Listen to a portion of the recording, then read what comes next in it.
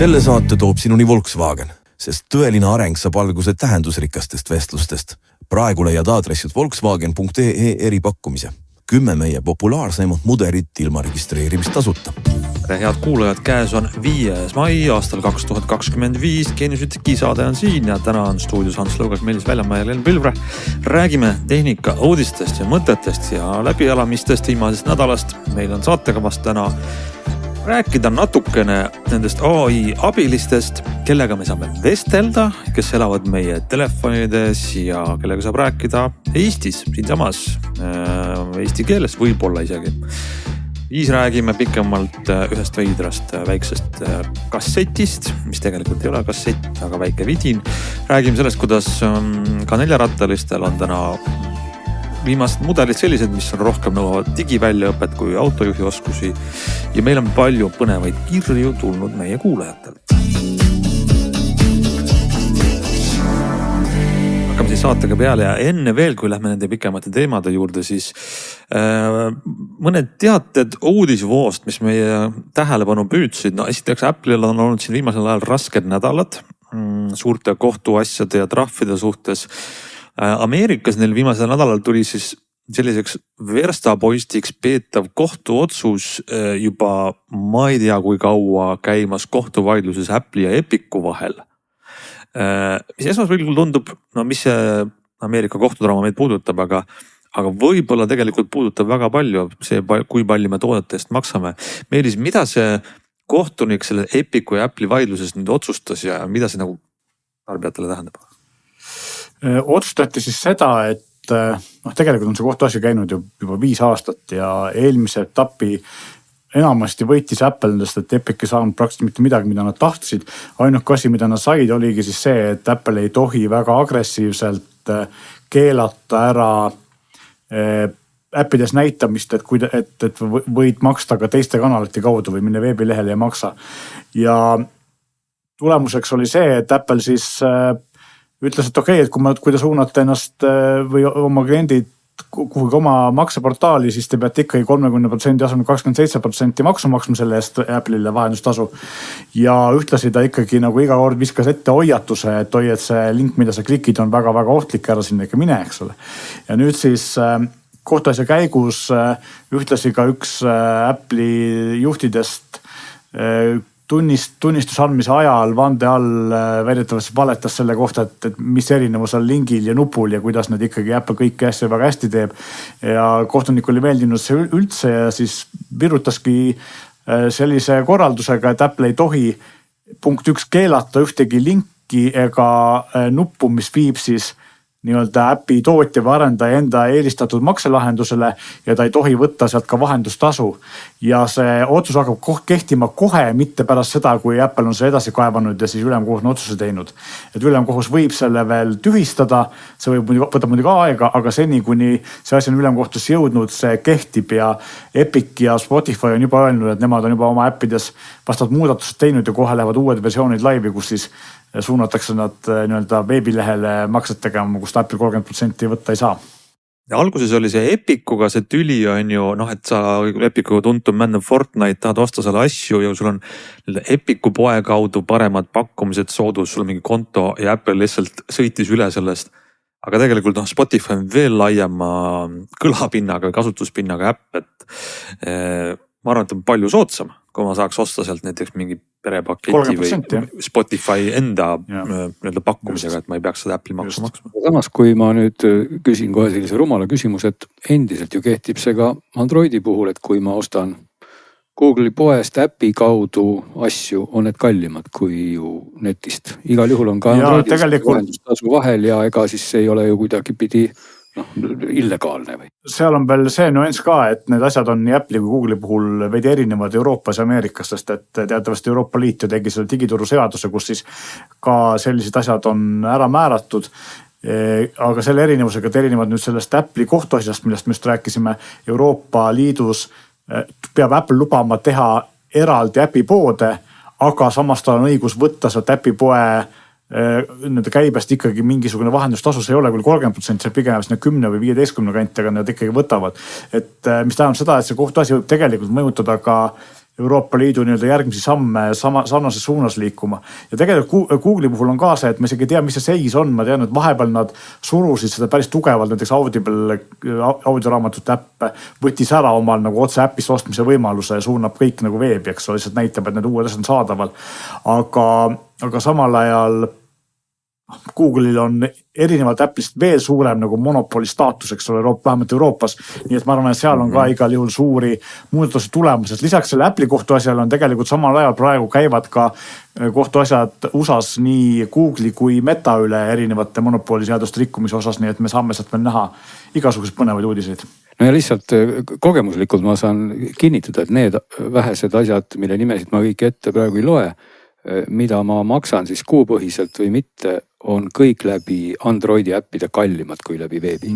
Ehk et ma alati nagu vaatan, et ma maksaks neid läbi veebi, et mitte mingit mõtet ei ole maksta neid läbi äpiga. Ja mina isegi ei ole kunagi vist väljalt mingi paari mängu mingit 10 sendised lisasid, eks ole, aga muidu ma ei ole kunagi ühte asja läbi äpipoe nagu äpi sisese maksuna ostnud, et kõik need tellimused, mis mul on ikkagi veebis tehtud ja vist isegi varem, kui äpina tegin, eks ole. Mul on ainult üks vastupidine näide, kus on mul ühe äpi tellimus, mis on vist 2 korda odavam, mis on nagu püsitellimus läbi äpipoe.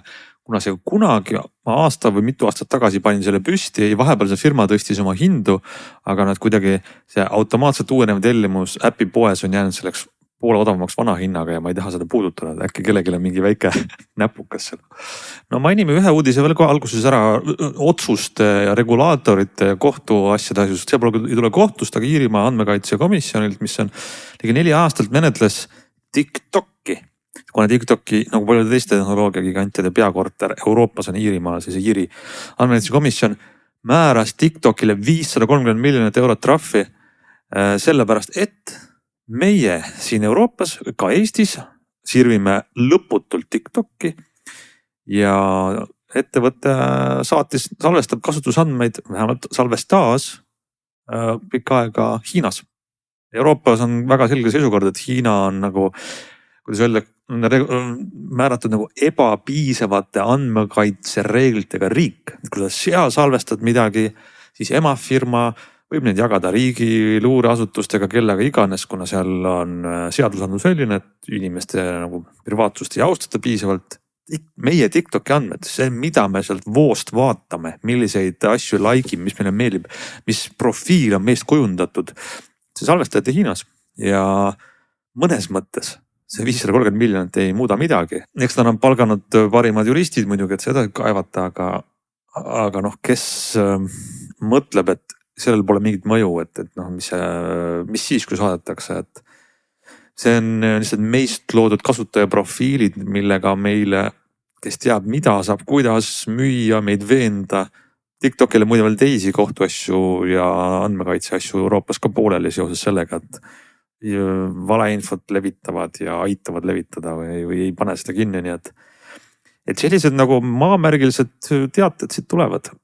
Nii ta on, aga siin need trahve on ju olnud teisigi, eks ole, siin Amazon ja Meta ja need summad on olnud üle miljardi ja Metal oligi kusjuures üle miljardi ja Amazonil vist mingi 700 miljonit ja ega TikTok'ile ka kokku on see trahvide maht ligi 900 miljonit eurot. Summad on tegelikult nii hoomamatud, et alati jääbki nagu see küsimus, et kas me nüüd loeme siin neid oma saates ette ja siis oli korraks teema ja et kas see tõesti tegelikult ka midagi muudab, kas neid siis tõesti nüüd makstakse siis rõõmsalt ära ja siis ikkagi neid andmeid kusagile lekitatakse, et see on nagu selline, see on kuidagi mõnes mõttes nii kauge, aga teisalt see on nagu oluline asi. Olgugi, et ka kui me loeme siit nagu TikTok'i Euroopa inimeste vastuseid, siis nad kõik muidugi väidavad, et ei ja kõik on väga hästi ja see, et andmed on sinna kogemata läinud, tegelikult nad ikka üldse pole sinna läinud ja kui ma nagu kogu selle pika jutu läbi lugesin, siis väga täpselt aru nagu ei saanudki, et mis või kes või kuidas või kas, ütleme nii. No kasutusandmed ei seisa Euroopa serverites, vaid saadetakse linna, on ju.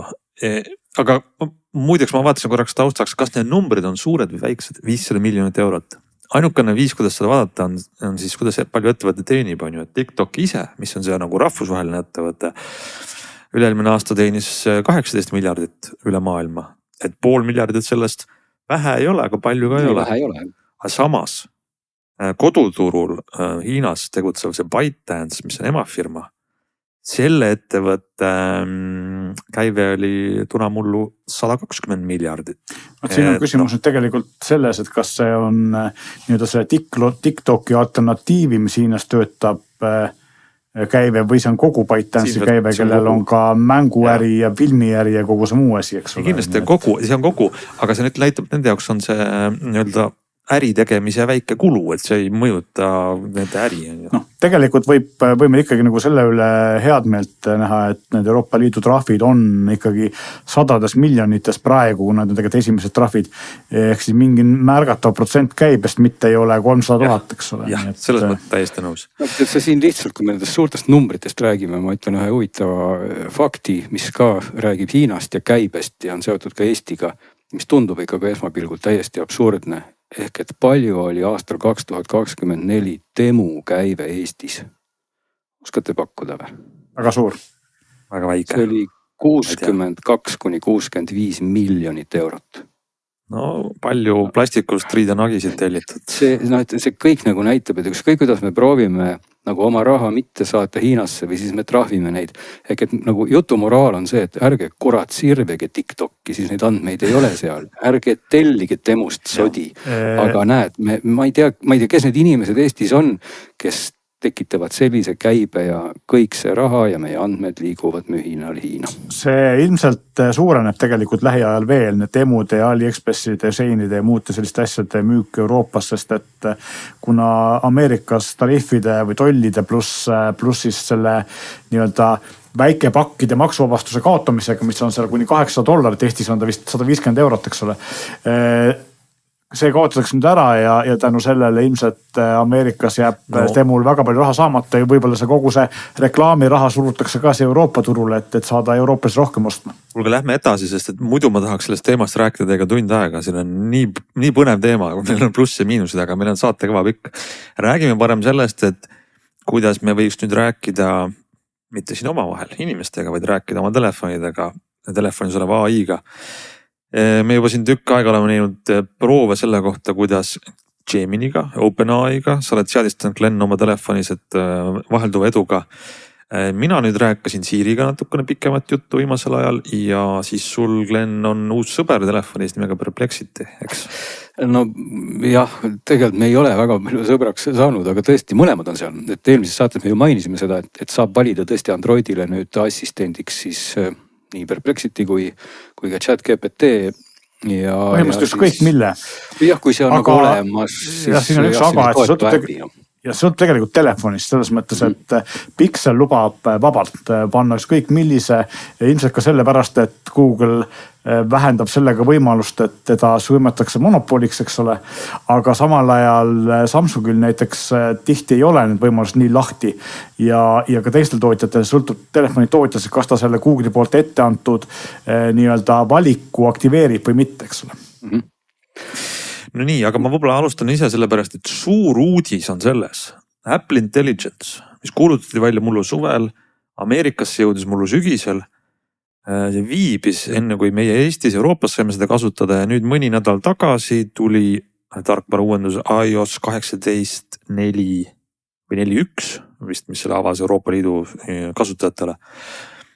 Ja kogemus on siis selline, et Apple Intelligence ja Siri on nagu kaks asja ühes ja vähe sellest. Nende seadistuses saab siis lisada, et ChatGPT laiendus on automaatselt sellega juba olemas telefonis, aga selle ChatGPT laienduse extension on sellega nimi reaalselt. Saab sisse välja lülitada ja kui ta on sisse lülitatud, siis lisaks saab sinna veel sisse logida oma isikliku ChatGPT kontoga. Näiteks kui ta on mingi see tasuline programm või tasuline pakett, siis on see ChatGPT veel targem. Ja Siri siis käitub niimoodi, et selle vestluse käivitamiseks ma pean ikkagi Siri poole pöörduma. Ja olgu kohe öeldud, ei, nad ikka ei ole eesti keele tuge. Ma alustan vestlust inglise keeles ja siis on üks oluline selline väike nüanss, kus kas Siri palub, et iga kord, kui ta ei tea seda küsimusele vastust, ta kas ütleb, et kas ma küsin seda ChatGPT-lt või siis on võimalik see välja lülitada, et ta nagu ei pea kogu aeg kordama üle, et confirm ChatGPT requests ehk siis ta ei pea seda kinnitama ja siis ta automaatselt saadab küsimused ChatGPT-le. aga sellel on see üks totakas asi, et kui ma küsin sellise keerukama küsimuse, mida te võite jälle mõelda, siis see vastuse loeb Siri ette. Ja see on nii tark nagu ChatGPT oskab pakkuda ja siis see lõpeb alati, et see tuli nüüd ChatGPT-lt. See nüüd tuli nüüd ChatGPT-lt, see tuli nüüd ChatGPT-lt. Ja tegelikult see lõhub ära kogu selle vestluse. Noh, näiteks on selline küsimus. Ma tõin ühe keerukama näite, et ma pean koristama oma terrassi, kui vihm ei saja. Millal oleks mul seda kõige parem teha? Siis kui vihm ei saja ilmselt. Jah, aga on ju minul praegu siin konkreetselt. Ja. Siri ei teadnud sellest midagi, automaatselt palus ChatGPT-l seda analüüsida olukorda. ChatGPT ütles, jaa, ma võin sulle seda öelda, aga kus sa asud? Siri seda talle ei öelnud, kus ma asun. No võib-olla seal on mingisugune privaatsuspiirang. Ja siis ma ütlen selle, siis see vestlus lõpeb, et see nüüd tuli ChatGPT-lt, et ta ei tea, kus sa asud, et ta tahab teada. Siis ma ütlen talle, et ma asun näiteks Tallinnas. Ja siis annab ChatGPT väga täpse vastuse, okei, et ma vaatan, Tallinnas on siin mingi esmaspäev, on vähe sademeid, temperatuur on selline, ilmselt sa võiks selle terrassi koristuse võtta siis. See tuli ChatGPT-lt jälle ja siis see nagu lõhub selle dialoogi ära. Ühesõnaga,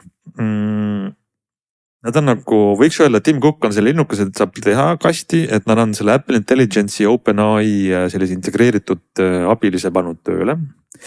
See toimib, ma saan raskeid küsimusi küsida Sirilt ja ma saan ka vastuse, aga noh, see mingil moel ei asenda siis sellist OpenAI enda äppide vestlusrežiimi, mis on ikkagi nagu integreeritud. Kogu seda juttu kuulates on see väga tuttav. See on põhimõtteliselt täpselt, see lahendus toimib täpselt samamoodi nagu toimib ka äpina see Maci peal.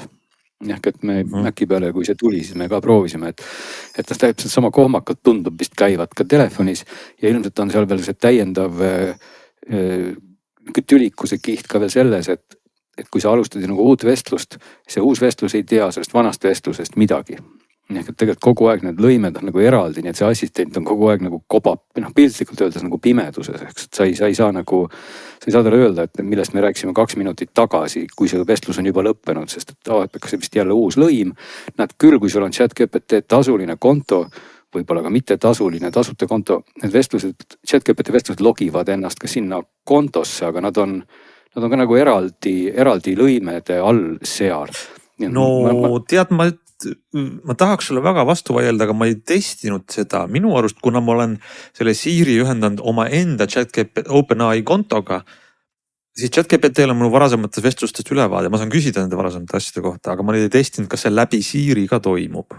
No jaa, aga isegi kui sul on ChatGPT, no kui sa räägid otse ChatGPT äpiga, ega tegelikult ka äpi nendes lõimedes või treedides ei ole tal otsest ülevaadet teiste lõimede kohta, ta võib jätta küll meelde selliseid võtmefakte ja need lähevad sellesse nii-öelda unified või ühendatud mälusse. Aga tegelikult sa ei saa ka ChatGPT-le öelda, et kuule, et vaata, üleeile ma rääkisin sinuga porganditest, et millest me rääkisime, siis ta ütleb, oi, vabandust, ma ei mäleta, sest ta ei tea, sest et need kõik nagu treedid on tegelikult eraldi, et see ei ole nüüd üldse nagu otseselt selle probleem, kuidas ta on sinna Siriga kokku pandud, aga see kõik kokku nagu lõhub veelgi seda sellist ühtlase assistendi tunnetust või ideaalselt võiks see olla sul ju seal selline assistent, kellel ongi juurdepääs, ma ei tea, äratuskelladele, taskulampidele, meilidele. Kogu aeg ta mäletab, et eile rääkisime meilidest, ülehomme või üleeile pani taskulambi põlema, et ta nagu ongi sellise teeseldud inimliku mõõtmega, aga praegu ta on kuidagi nii katkine robot, et selle päris kasutamine, ma isegi inglise keeles ei kujuta nagu ette, et miks ma peaks seda kasutama, sest et kui ma tahan täna ChatGPT-d kasutada, siis ma ikkagi võtan iga kell selle ChatGPT äpi ja see on palju sujuvam. Jah, sul on õigus, kaks asja ma siia otsa ütlen, et siis tegelikult selle Siri juttu kokku tõmmata.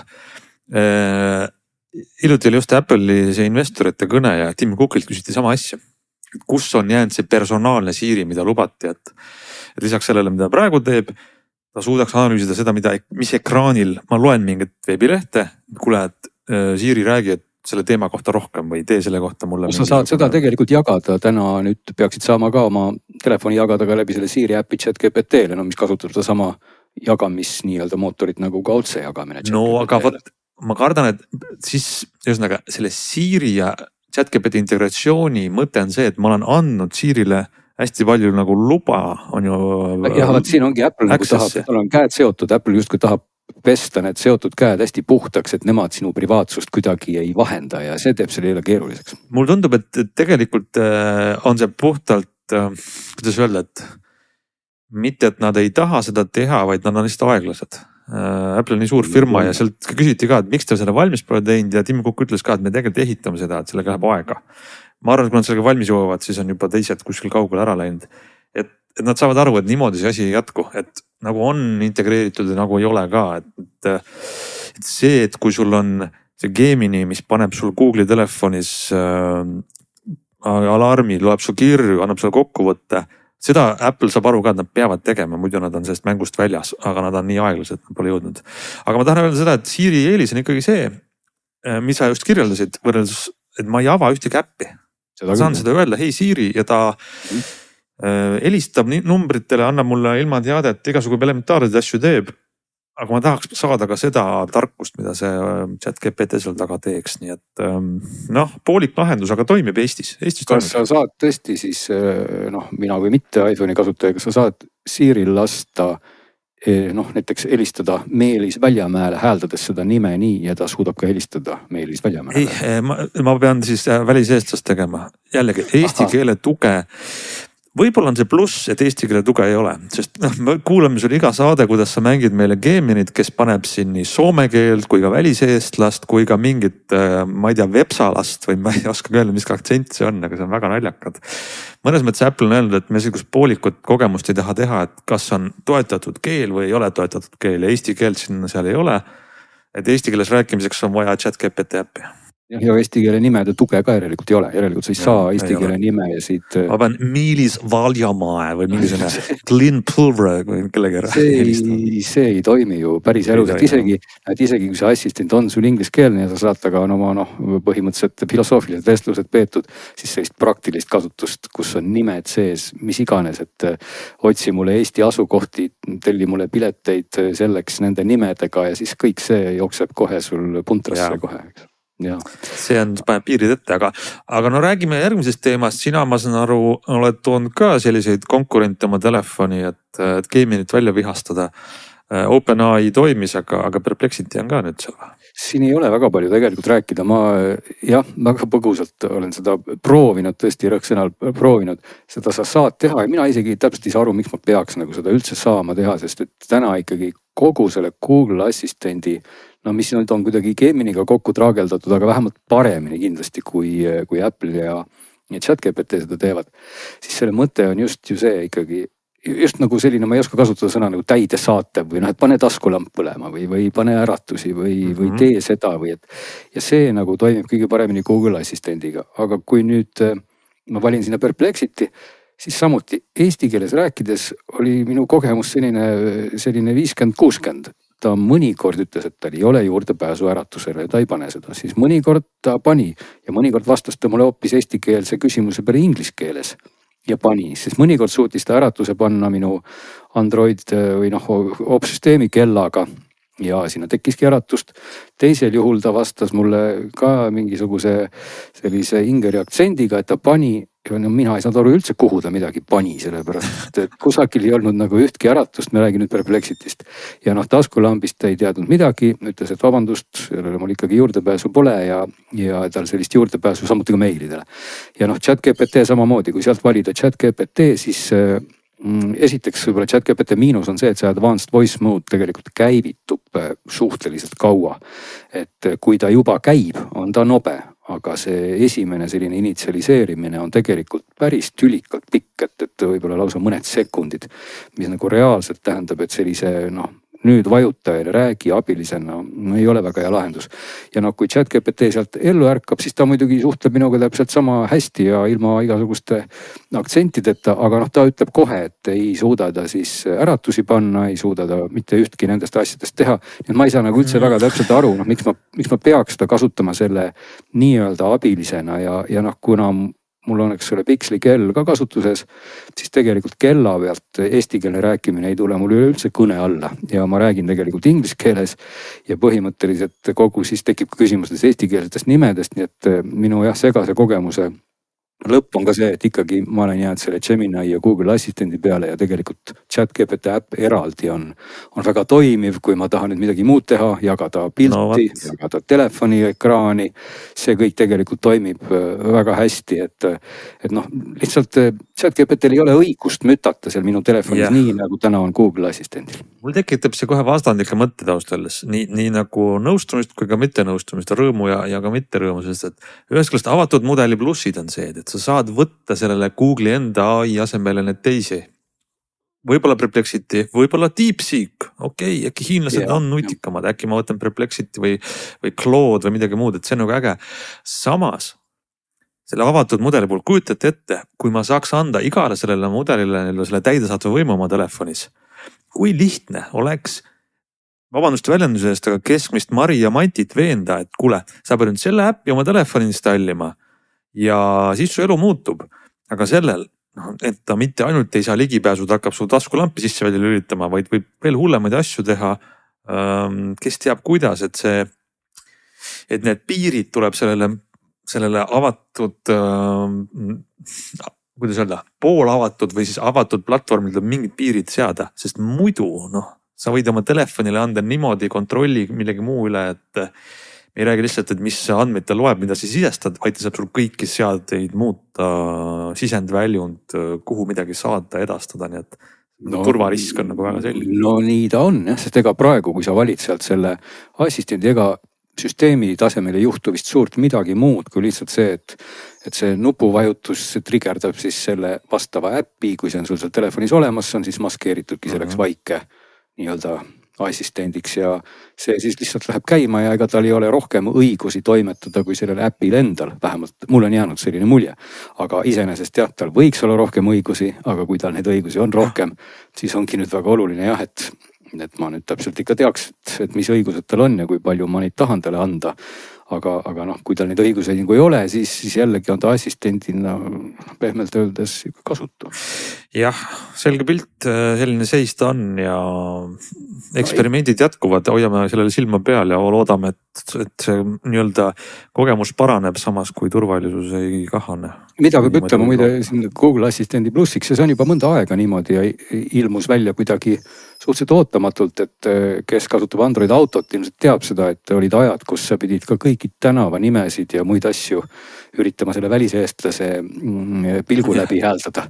Aga enam ei pea, juba mõnda aega ei pea, et ma isegi ei saa täpselt aru, miks, aga sa võid öelda eestikeelse aadressi eesti keeles ja Waze ja mis iganes muud äpid saavad suurepäraselt sinu öeldust aru ja teevad seda, mis on väga tore, et see kõik ongi korrates meid ja ennast, see kõik on niivõrd segane, et kui neid seadmeid on rohkem Androidi puhul, siis millal on eesti keel töötab, millal eesti keel ei tööta, millal on seal aktsent, millal ta saab äkki aru, millal ta ei pääse juurde, see kõik on väga huvitav, et igal sammul võib olla üllatusi siis nii heas kui halvas mõttes. Nii ta on, seis siis maikuus 2025, vaatame näiteks väga huvitavaks võrrelda aastal 2026 maikuus, kas kõik on maagiliselt korda saanud või ei, aga lähme järgmise teema juurde ja kas räägime ennem suurest vidinast või väiksest vidinast, mis sa, Glenn, pakud? Võiks siis ikka väikse vidina võib-olla ette võtta või? Alustame väiksest vidinast, sul on tõesti mingi väike vidin ja nagu raske on kirjeldada, millega tegu on, sa näitasid pilti, see on välja nagu kassett. Ma tean, et kassetid on moest väljas, sa ei kasutaks enam kassetti. Vastupidi, kassetid tulevad tagasi moodi. Tulevad jah, ja sa oled selle kasseti. Sa oma laste käest küsima, kas neil ei olegi siis veel seda Sony Walkmani näärivana toodud? Lapsed kasutavad, ma muide olen kuulnud iPode. Ei ole ekraaniaja piirangud ega midagi, saad kuulata lõputult muusikut. No näed, aga muide kassetil ka ei ole ekraaniaja piirangud. Ei ole jah, nad ei tea seda, ärge öelge. Aga mis kassett sul on, sellel on aku sees lausa? See on Bluetooth DAC ehk siis digitaalne audiokonverter ja mõeldud, jah, ta on selline pisike karp, mis on sama suur nagu siis vanad inimesed mäletavad, olid omal ajal kassetiga diktofonid. Et olid ka need nii-öelda C-kassetid, mis olid siis nagu need suuremad seal, mis iganes ta oli, umbes 10 sentimeetrise diagonaaliga, aga siis olid erinevad diktofonid, siin Olympused ja kõik tootsid, millele käisid sisse sellised tikutopsi suurused kassetid. Ja vaat see Julla ongi täpselt selline tikutopsi suurune kassett. disainilt, väga sihuke muheda retro hõnguga. siin peal on tore selline display keskel, OLED display, mis siis, kui ta on sisse lülitatud, ka animeerib seda kassetirullikute liikumist ja ühesõnaga ta on visuaalselt väga äge teostus, et teda on tõesti äge vaadata, aga sisuliselt siis ta teebki seda, et võimalus on ta ühendada siis nii juhtmega kui ilma juhtmeta, igasuguste asjadega ja siis tema külge omakorda on võimalus siis ühendada juhtmega kõrvaklapid. siin on 2 pistikut, üks on see 4,4 millimeetrine pulk, mis on tasakaalustatud pulk siis selliste kallimate high-end klappide jaoks, millest me oleme siin vist rääkinud juba liigagi palju viimastes saadetes ja siis on siin tavaline 3,5 millimeetrine pulk ka. Need juhtmega klapid lähevad siit ühest otsast sisse, teiselt poolt läheb USB-C. Kui sa tahad siis ühendada teda näiteks juhtmega asja külge, arvuti külge, et tahad korralikumalt heli saada, siis paned juhtmega. Ja lisaks toetab ta siis kõiki maailma Bluetooth koodekeid ja sa võid loomulikult ühendada siis Bluetoothiga ta ka oma seadme külge ja siis ta toob sulle sisuliselt kätte selle võimaluse, et kui sa oled juhtumisi ostnud omale need 3000 eurosed HiFi-mannid ja sul ei ole neid pista kusagile, siis vaat siia saad need nüüd pista ja siis kuulata ka oma mobiiltelefonist asju, mis on iseenesest väga äge lahendus.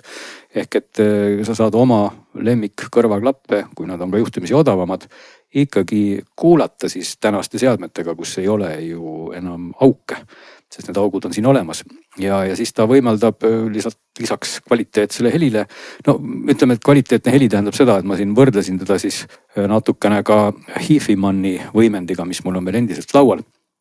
Ja kuulasin siis tõesti neid 3000 euroseid HiFi-manni klappe siis nii selle pisikese FiiO, selle nimi on FiiO Retro Nano, on selle väikse Julja nimi. Selle taga ja siis pistsin need HiFi-manni klapid ka HiFi-manni võimendi taga ja no, ma nagu ütleks, et pigem isegi minu eelistus kaldus selle pisikese kasseti poole.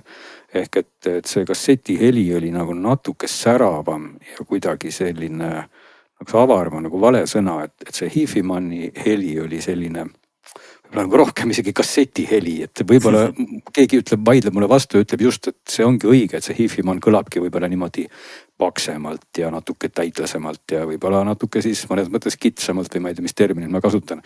Aga see Retro Nano kõlas kuidagi avaramalt ja natuke kristalsemalt. Need vahed on muidugi mikroskoopilised, et tegelikult kõlavad mõlemad väga hästi, aga isegi võiks nagu jah öelda, et ma poleks üllatunud, kui oleks olnud nagu vastupidi, et mina personaalselt oleks ikkagi nagu oodanud kuidagi seda, et kui mul nagu pimedest tehakse ja küsitakse, et kumb on parem, et kumba ma siis võtan, ja ma tean, et üks on ikka selline suur tükk laual ja teine on tikutops taskus, siis ma justkui nagu eeldaks, et ma nüüd ikka pimedestis siis ka tunnistan nagu paremaks selle suure tüki laual. Aga mina tunnistaks paremaks selle tikutopsi taskus, mis oli mõnes mõttes nagu üllatav. Nii et sobib selliste kalliste kõrvaklappide käitamiseks üli hästi. Kas see, ütle vabandust uuesti tikutopsi nimi igaks juhuks, et? See nimi on FiiO on tootja ja Retro Nano on selle mudeli nimi. Bluetooth DAC on ta nimi. Et kui Retro Nanoga nüüd nagu näiteks kasutada seda paremate klappide ja telefoniga, et siis ma kasutan seda Bluetoothiga. Selleks, et see ikkagi kvaliteetsel kaduma ei läheks, kuulaks midagi, peavad nad siis koodeki tugi olema telefonil või selle telefoni rakendusel õige? Just, kõik need LDAC-id, APTX-id, LDAC on kuni 96 kHz-ini, kui ma ei eksi vist siin. LDHC-d ma ei näe siin küll. Kõik erinevad APTX-id, LDAC, KC, SPC. Aga millega sa soovitaks kuulata näiteks telefonis, et seda maha mängida niimoodi? Kas Tidalist piisab või ma peaks... Minu soovitus on endiselt see, et ega nende, kui sa kuulad selliste kalliste klappidega ja seal ei jää enam selle koodeki taha niivõrd, vaid seal jääb pigem juba selle võimekuse taha, ehk et see võimsus ja see on ka oluline moment. Tal on sees aku, ta ei ole siis ainult USB-C toitega ja kui sa ühendate arvutiga või mingi seadmega, mis annab talle toidet, siis ta toimib ka selle toite pealt. Tegelikult tal on laetav aku, nii et ta siis on võimeline selle aku pealt ise kõrvaklappe toitma, nii et sa siis, kui sa Bluetoothiga ühendad, siis tal ei olegi ju mingit muud ühendust ja see aku on vahetatav, mis on iseenesest tore, 3,7 voldine üks element. Ja see tähendab seda, et ta ei lähe ju vanaks, mis on tegelikult äge, et väljund võimsus on tal 220 millivatti on 32 oomi puhul, kui see nüüd kellegi jaoks on oluline. Et kui sa äppide kohta küsisid, sa võid kasutada teda absoluutselt millega iganes, sest tegelikult probleem on ju selles, et ega sa muidu oma juhtmega kõrvaklappe sa ei saagi kuulata iPhone'iga ja mitte kuidagi. Et tegelikult vali selline äpp, mis sulle meeldib, iPhone'i peal vist koodekite valikuga on üldse muidugi kesisemad lood natukene. Nii et aga mina olen endiselt ka seda meelt ja võib-olla paljud audioentusiastid ütlevad, et ma olen loll, et mina mingites koodekites mingisuguseid kilomeetri suuruseid vahesid ei kuule. Et tegelikult inimese kuulmise piirid, ma väidan, on endiselt allpool kui igasugused teoreetilised koodekite piirid. Ja see, et seal on mingisugune erinevus või ei ole, selle üle võibki jääda vaidlema ja kui keegi kuuleb, et seal on erinevus, siis andku minna, kasutagu siis seda koodekit, mis talle meeldib ja teeb tuju paremaks. Et see võimalus on olemas, et mis siin veel on olemas ja mis on palju kuuldavam kui koodekid. Siin on tegelikult ka täiesti korralik graafiline equalizer ja sul on võimalik siis lisaks nendele presetitele, mille arvu ma peast praegu ei suuda öelda, aga olemas on siis valmis presetid mingi hunnik ja kasutaja saab ise teha 3. Ja siis võimalik on teha sul profiilid, mida sa saad nupuga siit kiirelt nagu klõpsates vahetada. Ka väga hea variant, et sest kui teadupärast tuletame meelde, et need ühed ülikallid kõrvaklapid vajasidki sellist equalizerit, et turgutada, siis siin sa saad mõnusasti turgutada või kasvõi need samad HiFi-mannid, millest me siin rääkisime, et mulle tundus, et seal kuskil, ma ei tea, keskmised, madalad sagedused, mulle natuke nagu palju. Palun väga, ma keeran sealt equalizerist neid vähemaks ja see võimalus on seal ka olemas. Nii et väga, väga tore vidin ja tõesti multifunktsionaalne selle raha eest, et ma küll tellisin selle otse FIO lehelt, aga juba näen ka üllatusena, et ka Valiheli on selle omale valikusse võtnud, nii et ei pea enam FIO lehelt toimima ja ma isegi alguses või tellima. Ja ma isegi alguses ei olnud väga kindel, kas ma tahan seda endale jätta, sest ma väga ei kuule niimoodi asju, aga samas arvestades seda hinda ja seda, et on lihtsalt nii nunnu, et aeg-ajalt käima panna ja vaadata, kui toredasti need rullikud siin keerlevad keskel. Kas sa ütlesid ka, mis ta maksab või? Ma ei olegi vist öelnud, et FIO ise müüb seda 65 euroga ja saadab siia siis 15 euroga, aga Valiheli on pannud selle müüki koguni 59 euro ja 59 euroga, jah. Ma ei maksa väga palju võrreldes siis mõnede kõrvaklappidega, millega ta sobib väga hästi kasutamiseks. No nii, väga hea soovitus, aga võtame siis väikese vidina järel ette ka suurema vidina ja hoopis teine kategooria, aga ka huvitav kuulata, sest et Glen, sa käisid oma kätega roolimas, oma jalgadega pedaalimas uut Volvot. Ja Volvo on siis, kas oli EX30 või?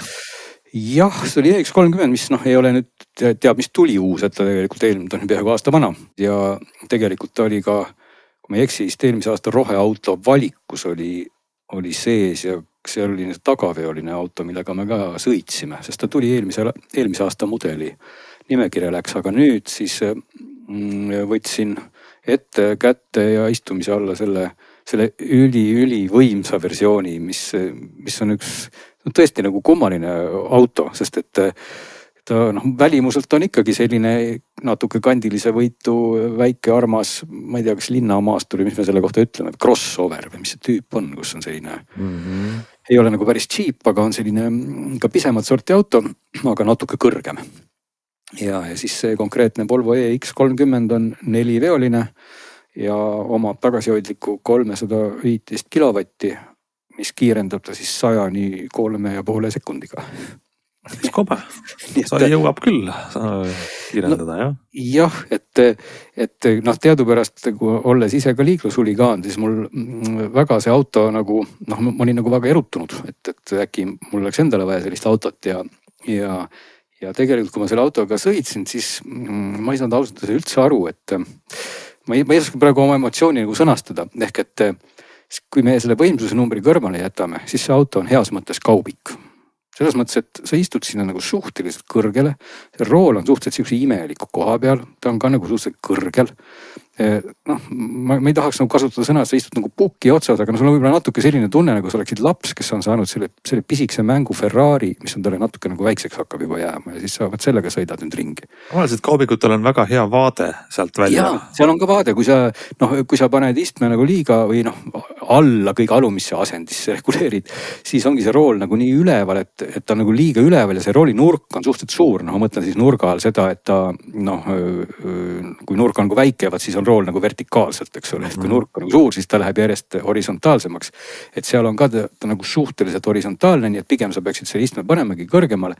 Sa istud sinna nagu lihtsalt siis niimoodi peale ja siis hakkad lihtsalt selle autoga nagu sõitma, et kui sa pikemat maad sõidad, siis tegelikult vale on nagu öelda, et see ei ole nagu komforti, aga seal sa kuidagi nagu tunned, et sa olekski oma töö kaubikus, millega siis et seal ei ole nagu sellist tunnet, nagu sa istud natuke sellisesse autosse, mis on sinu ümber kuidagi et kui sa istud sellisesse Saksa brändi, siis sa saad kuidagi kohe nagu aru, et sa istud nagu sellises mõnusas kohas, et see auto on nagu sinu ümber, kõik nupud on õige koha peal. Siis selle koha peal on nii, et seal ei olegi ühtki nuppu, sest et ekraan on keskel. Et hiinlased ilmselt on siis võtnud eeskuju kõvasti Teslast, kus on ka ekraan keskel, nii et selle koha pealt on täitsa identne, seal keskel on üks suur ekraan ja ainsad nupud, mis siis on puutetundlikud, ma ei mäleta, kas nad olid vajutatavad, olid puutetundlikud, on rooli peal. Nad on vist vajutatavad, aga sellise ühtlase paneeliga, nii et muid nuppe seal üldse ei ole.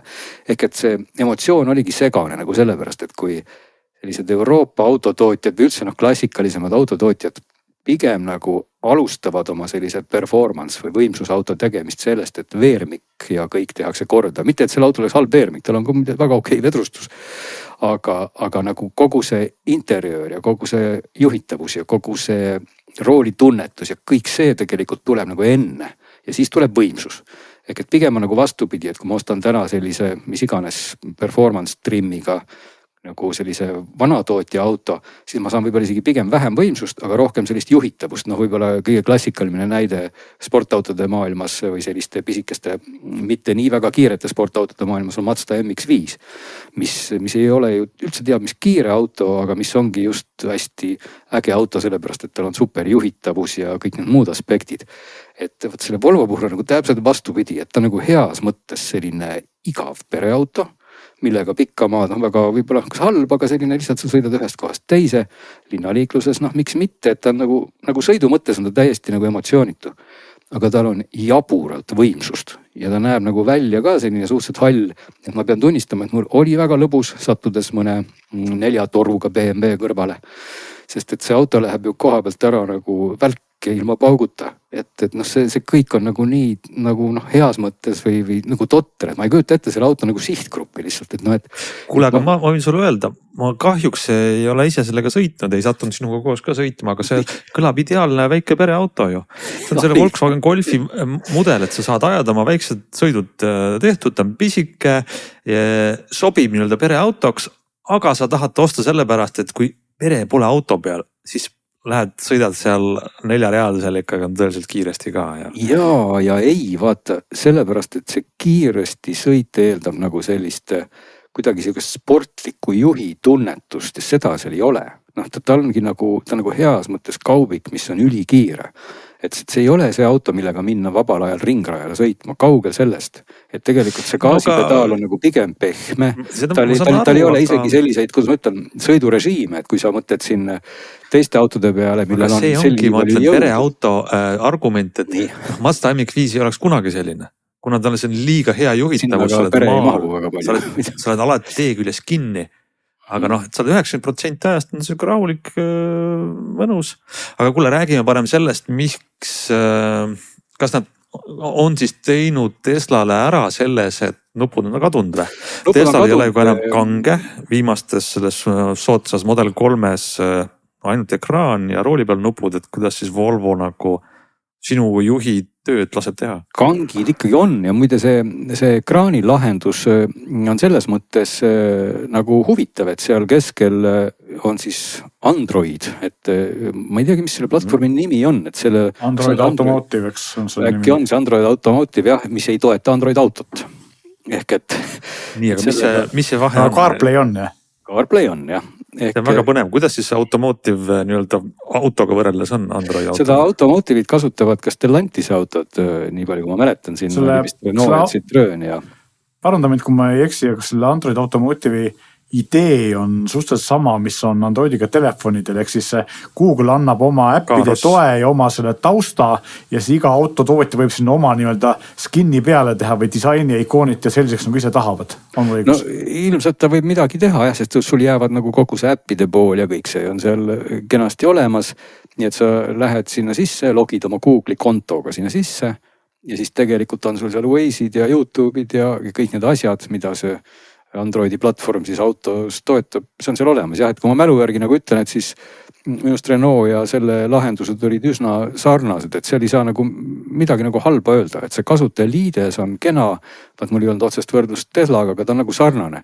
Aga no muidugi tuleb öelda kasutajaliidese kohta üldse see, et need hiinlased ja võib-olla ma ei tea, kui suured on seal Teslal igasugused näidikud ja numbrid, et kiputakse tegema nagu kasutajaliidest, mis on mõeldud mul nagu arvuti taga istumises, et arvuti ei ole auto, et ma tahaks nagu siis näha võib-olla ilmateadet vähe suuremalt kui 0,5 millimeetrises kirjas.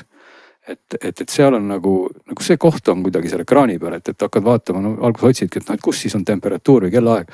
Oi, et see on nagu pisikene kirp kusagil vahel, et kohati on ülim kribu, et ta on küll graafiliselt ilus, aga kuna ei ole siis ka tugevel Android autole ja minul juhtumisi on siis Android telefon, siis muidugi tore on see, et ma saan oma kontoga sisse logida ja kõik see Waze'indus ja asjandus ju tegelikult töötab, et ma login sealt ka sisse oma kontoga ja iseenesest minu aadressid ja muu kraam tekib ka sinna.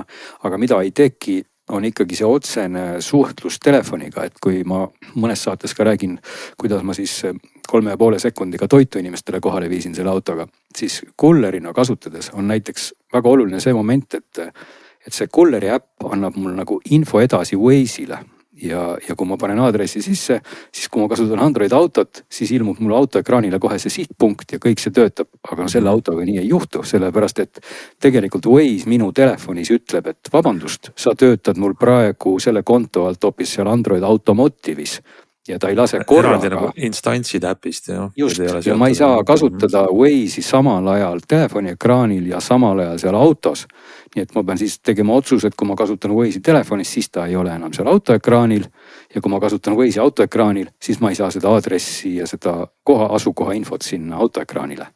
Ma saan nagu aru ja tegelikult see on turvalisuse mõttes väga loogiline lahendus, aga ikkagi ma usun, siis taksojuhid sõidavad, kleebivad selle liimiga telefonid oma esiklaasile ja siis, et see nagu ei lahenda probleemi. 2 asja, mille üle siin vigiseda. Üks on see, et seal võiks ju olla ikkagi ka selline Android auto tugi, sest nagu mulle telefon on ju autoga ühendatud läbi Bluetoothi ja telefon teab väga hästi, et Waze jookseb kusagil mujal. Või siis teine variant on see, et kui juba üks äpp mu telefonist annab selle info nagu nii-öelda teisele äpile üle, andku siis sinna kontole üle. Mina tahtsingi küsida, milleni sa tegelikult jõudsid, oligi see, et millest sa siis puudust tunned, et see Google'i mõte ja Android automotiivi mõte Google'i peas või nende inseneride peas ongi see, et sul ei ole vaja Android autot, sest et kõik sul on seal auto enda tarkvaras juba olemas, eks ole. Just, aga sa jäädki ilma sellest, et kui sa nüüd telefonis teed, siis mingisuguse otsingu või näiteks keegi, võib-olla kõik inimesed ei sõida kullerina ei vii toitu, aga näiteks keegi saadab sulle meilis aadressi, eks ole. Ja sa klõpsad selle aadressi peale. Telefon avab sul selle aadressi nüüd Waze'is, aga see aadress ei jõua sul kuidagi sinna autoekraanile, sellepärast et sa peaksid avama selle meili autoekraanile hoopis tükis. Selle eelmise teema juurde, et kui sul on Android automotive, sa avad Waze'i, kas sa saad öelda selle häälega, et sõidame Karjavälja 13 ja ta paneb selle aadressi täpselt või see ei proovinud? Saad küll, eestikeelne tundmine toimis, jah. Et ka nagu Eesti sõnad ka. Jaa, ma olen selles kindel umbes 87,4%. Seda ma ei usu, aga okei. Aga see on tegelikult suur uudis. Minna seda veel proovima, et kui ma nüüd tõesti valetan, et mulle nagu mälu järgi küll tundub, et ma ei kasutasin seda väga harva või kas ma üldse kasutasin, aga ma proovisin seda. Ma ususin 100%, mitte 87%, ma tahtsin seda mõtlesin. Tegelikult on see on väga kõva uudis ja väga lahe. Ja ma ütleks, et jah, ma saan aru sinust, et ma tegelikult olen sinuga nõus, et ägeda sõiduomadusega autod on paremad kui siuksed pehmed pereautod, aga see Android Automotive, see kõlab nagu väga ägedalt. See on iseenesest äge lahendus ja ega see, et see ekraan nüüd seal keskel on, no selle kohta, mul väga palju nagu kiidusõnu ikkagi ei ole, et kui sa oled, ma ütlen nagu veel kord, et Tesla on teinud palju toredaid võib-olla uuendusi ja kahtlemata ta võib-olla on mõelnud asju ja öeldakse, et Tesla kuidagi käib kubedalt ajast ees.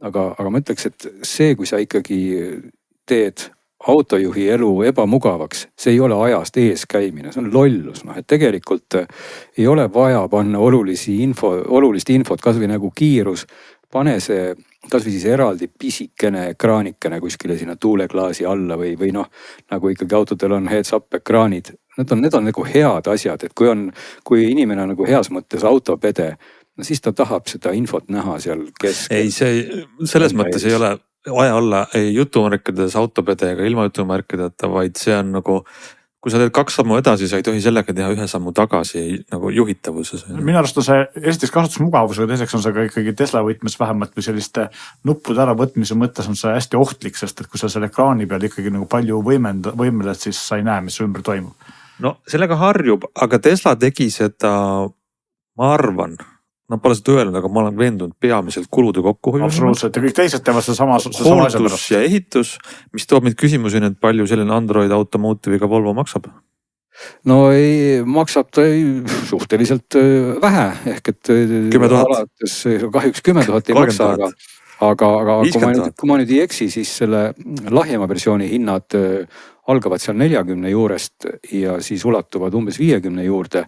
Aga iseenesest vist täna ikkagi saab ka mingi 40, 6, 7 või seal kandis ka seda kõige võimsamat autot. Seal tuleb olla tähelepanelik muidugi, et jällegi see soojuspumba teema ja varustuste teema.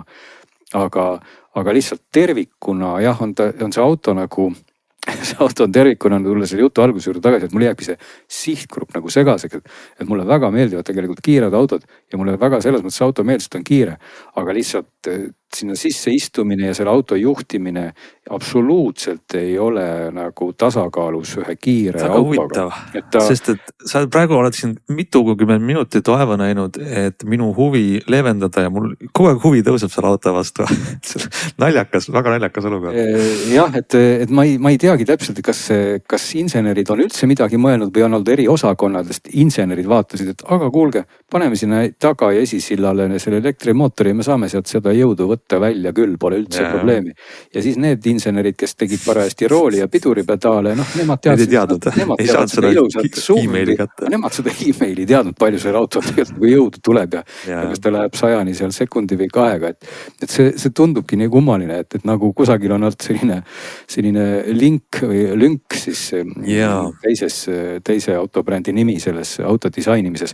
Aga ta üks nüanss veel, mis jäi ka mainimata, nagu suhteliselt palju rehvi müraga, nii et ta nagu sõidu mõttes, igas mõttes on ta natuke selline lühikese maa auto, et sa mööda linna uhad ringi, aku oli seal, kui ma ei eksi, kas oli 66 kilovatt-tundi ja ta võttis ka muidugi üllatavalt palju elektrit selle väikese auto kohta. Ma üritasin küll sõita temaga aga ökorežiimis või selles mõttes jutumärkides. Ei, see täitsa tuli välja, et pikemalt vaatasin ka, käisin natuke linnast väljas ja ei langenud mul see keskmine kulu naljalt alla 20, et ikkagi ei see on palju. 23,4 linnal lühikesed otsad kogu aeg 25. Ja mis tal ka täielikult on puudu, kui me räägime, et performance auto, et kui on olemas juba need sõidurežiimid ja kõike sa saad kohe valida, siis seal ainuke valik valida on siis nii-öelda see ultra performance mode, milleks sa pead ka sukelduma kusagile menüü rägastikku. Ja siis, kui sa selle režiimi valid, siis ta lülitab välja kõik selle one pedal ja aeglustamise mode'id. Nii et ja ega see praktikas väga mingit kiiruslikke omadusi ei muuda, nii et tal tegelikult ka puuduvad tegelikult nagu sõidurežiimid üldse, nii et nagu veel kord, et see kiri siis jah, nende erinevate osakondade vahel on jäänud kusagile toppama. Väga hea ülevaade. Väga hea pereauto, mis juhtumisi siis jätab maha ka kõik enamik Porschesid või Ferrarisid või muid autosid, et ta on selles mõttes täitsa nagu jaburalt lõbus loomulikult on ta ka linna vahel üllatud. Minu huvi äratas küll, et ei teagi, pean siis minema proovisõidule. Igatahes väga hea ülevaade, meil aeg pressid peale, aga ma tahaks veel lihtsalt vahendada paari head kirja, mis tuli. Esimene Glen sulle. sa ei saanud üldse aru, miks digi-ID-d kasutatakse, kui me rääkisime eelmine saade, et ma pean digi-ID. raputama pähe, mis on see väljend, tuhka aga Robert jagas meile, kirjutas ja saagas väga head näidet.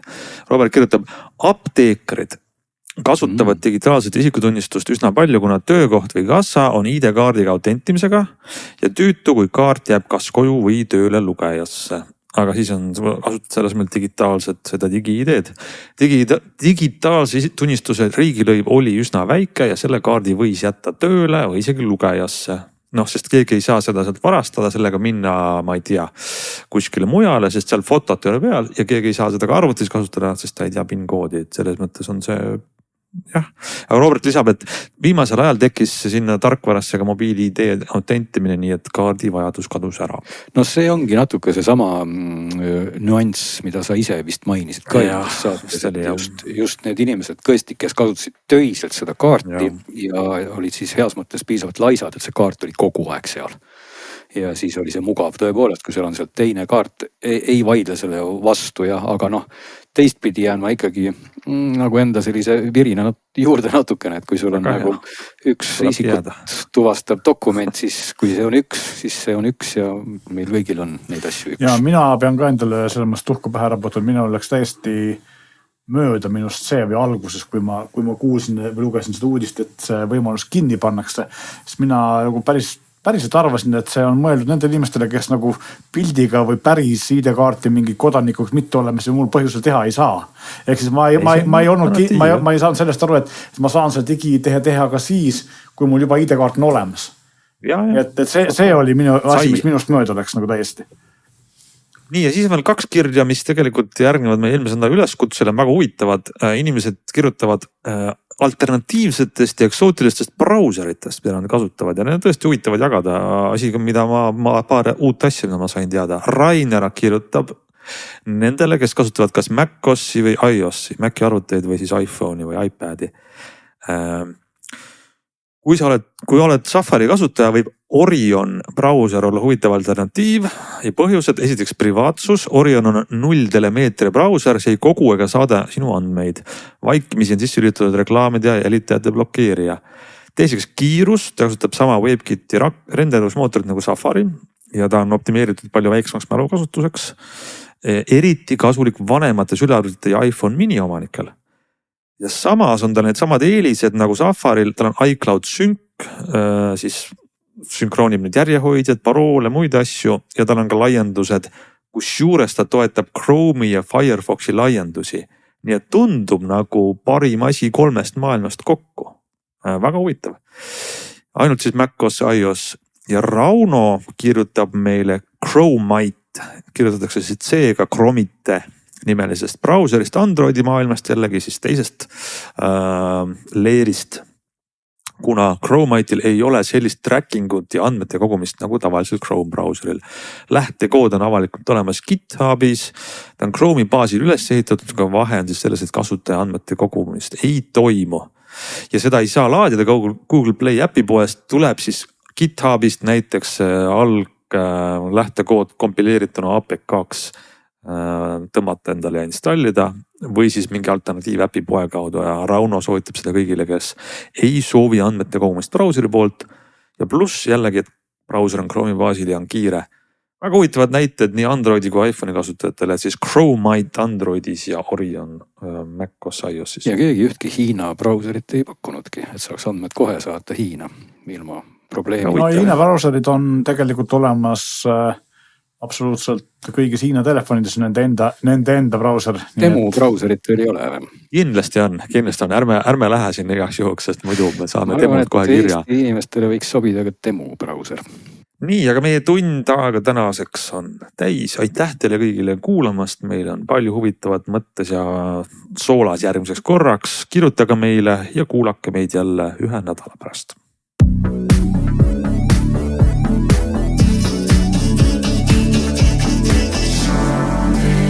Saadet toetab Volkswagen, luues elukestvaid suhteid